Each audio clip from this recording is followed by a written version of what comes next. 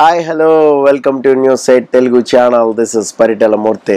ముందుగానే ఈ రివ్యూస్ ఆదరిస్తున్న మీ అందరికీ కూడా పేరున కృతజ్ఞతలు తెలుపుకున్నా. ఎవరికైనా సరే ఒరిజినల్ కరుంగలి మాల కావాలి అంటే నా ఫేస్బుక్ మెసెంజర్లోకి వచ్చి మీ ఫోన్ నెంబర్ అడ్రస్ పెట్టండి. సో నేను కొరియర్లో సెండ్ చేస్తా. 8mm మాలలు అవైలబుల్గా ఉన్నాయి, 1500 రూపీస్. అలాగే బ్రేస్లెట్ కూడా అవైలబుల్గా ఉంది, 500 రూపీస్.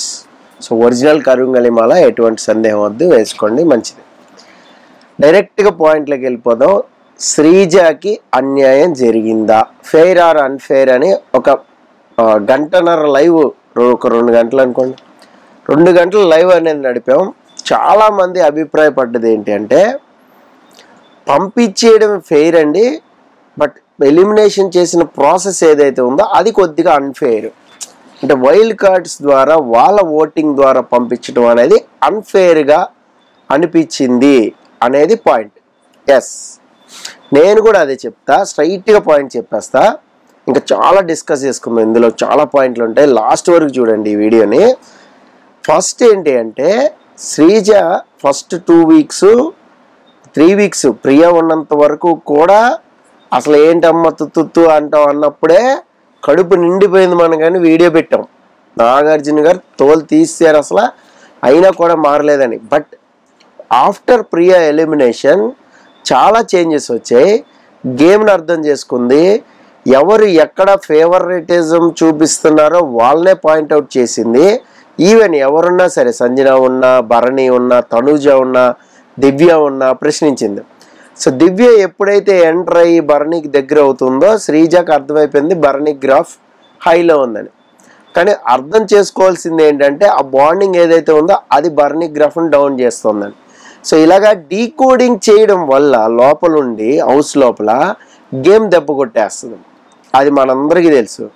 సో ఇక్కడ శ్రీజని ఎలిమినేట్ చేయడం అనేది కరెక్టే. ఏది, బిగ్ బాస్ ప్రకారం ఎలిమినేట్ అయిపోయారు, ఇప్పుడు కాకపోతే ఇంకో 2-3 వారాలకైనా వెళ్ళిపోద్ది. బట్ పబ్లిక్ ఓటింగ్కి వాల్యూ ఏది, ఇదే నా ప్రశ్న. పబ్లిక్ ఒక ఓటింగ్ అనేది ఇచ్చారు, ఆ ఓటింగ్ ఆర్డర్లో మీకు బాటంలో ఎవరున్నారు, ఫ్లోరా, పవన్ డిమాన్. సరే ఓకే, పబ్లిక్ ఓటింగ్ ప్రకారం మేము ఫ్లోరాని ఎలిమినేట్ చేసాం, పబ్లిక్ ఓటింగ్ ప్రకారం ఎలిమినేట్ చేసాం, సింగిల్ ఎలిమినేషన్ అని ఓ డబ్బా కొట్టారు. బట్ డబుల్ ఎలిమినేషన్ అన్ఫేర్ చేస్తారా? ఇప్పుడు సపోజ్ నా ప్రశ్న, సుమన్ శెట్టి, శ్రీజ లాస్ట్లో మిగిలారు కాబట్టి శ్రీజ వెళ్ళిపోయింది.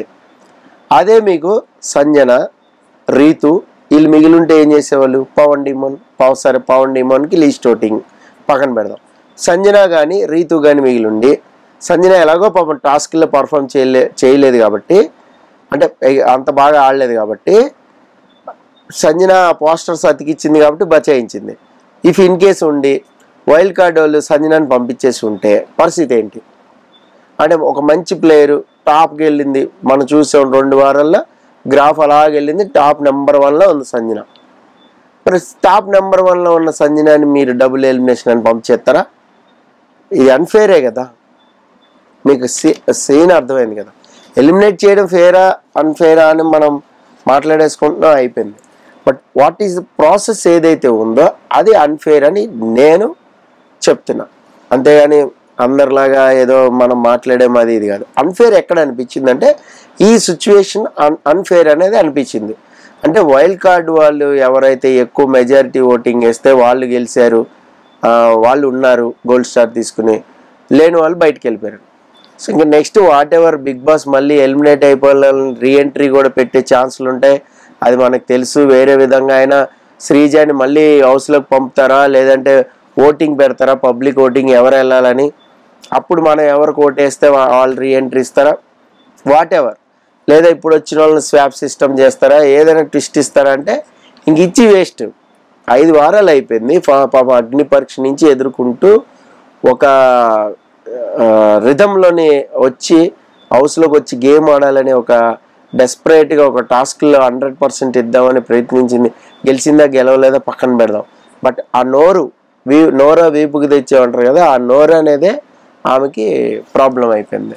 సో వాట్ ఎవర్, అక్కడ మాదిరి రాగానే లిటిల్ బిట్ ఆర్గ్యుమెంట్ అవ్వడం, ఆ ఓటు కూడా పడతాం, అది కొంచెం డిస్టర్బ్ చేసింది. సో లేదంటే మేబీ ఏమన్నా ఇటు వచ్చేదేమో, మేబీ ఏమన్నా ఇంకొక ఓటు ఏమన్నా ఇటు సుమన్ శెట్టికి పడితే మేబీ డ్రా అయ్యేదేమో, టై అయ్యేదేమో చెప్పలేం కదా. టై అయితే ఏం చేసేవాళ్ళం. సో వాట్ ఎవర్ శ్రీజకి అయితే అన్యాయం జరిగింది అనేది నా అభిప్రాయం, అంటే ఎలిమినేషన్ ప్రాసెస్లో.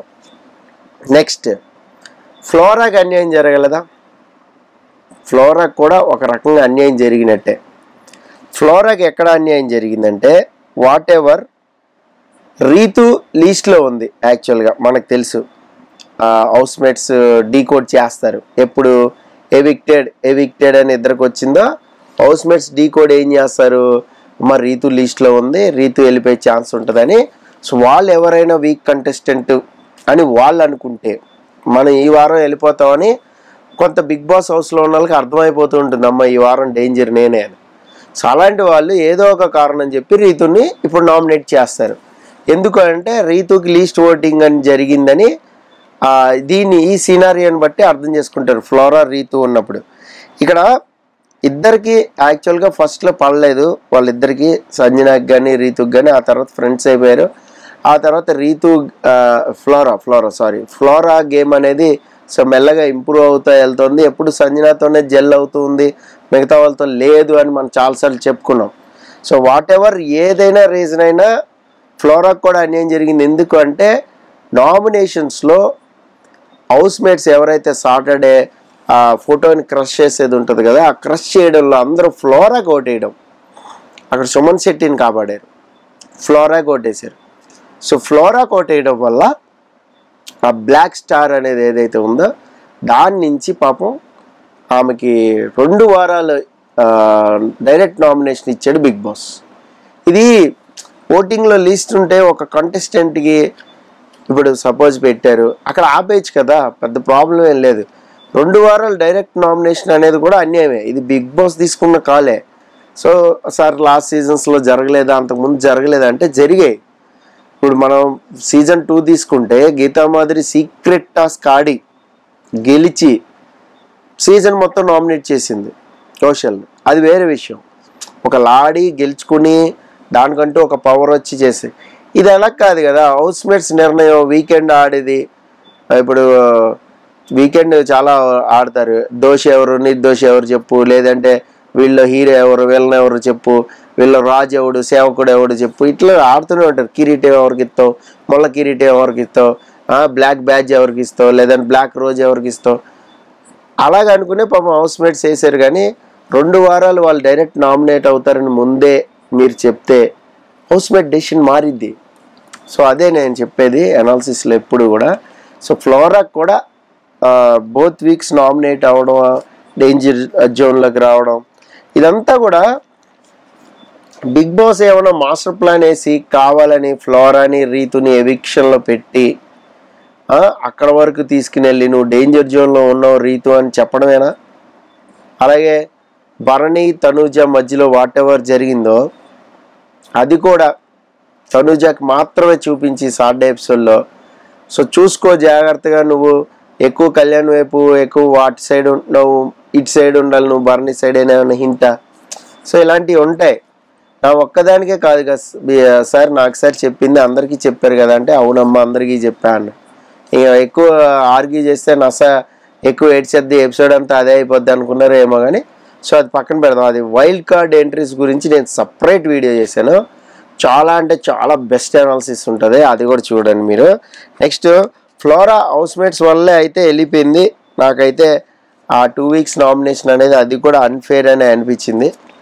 అది కొంచెం ఎందుకన్నా నాకు ఎక్కలేదు. అలాగే శ్రీజ ఎలిమినేషన్ అనేది మీకు శ్రీజకు అన్యాయం జరిగిందా, అసలు ఎవరు ఇది కావాలనే బిగ్ బాస్ టీం చేసిందా, మీరు కామెంట్ చేయండి. మీరు కామెంట్ చేసి Q&A టైప్ చేసి పెట్టండి, నేను డెఫినెట్గా అవుతాను.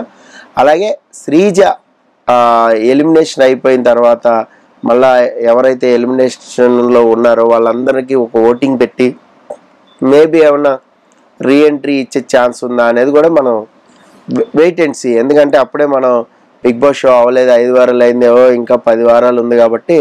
సో ఏదైనా జరగచ్చు, అది మనం చూద్దాం. Okay, this is Paritala Murthy signing off. By by.